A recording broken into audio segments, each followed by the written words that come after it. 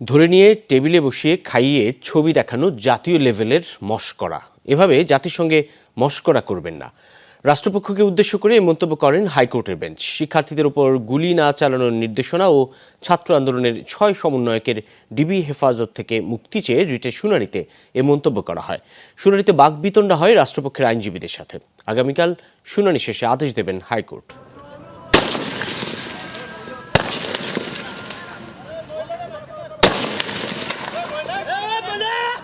শিক্ষার্থীদের বিক্ষোভে আন্দোলনকারীদের উপর গুলি না চালানোর নির্দেশনা চেয়ে একটি রিট হয় হাইকোর্টে। আবেদনে 6 জন সমন্বয়কের ডিবি হেফাজত থেকে মুক্তির নির্দেশনাও চাওয়া হয়। আদালতে নিজের সাথে ঘটে যাওয়া ঘটনা দিয়ে শুনানি শুরু করেন জনস্বার্থে রিটকারী আইনজীবী মঞ্জুর আল মতিন। সেনাবাহিনীর সদস্যরা অটোমেটিক রাইফেল নিয়ে শুয়ে পড়লেন লাইন দিয়ে। তাদের 20 গজ দূরে নিরস্ত্র সাধারণ মানুষ।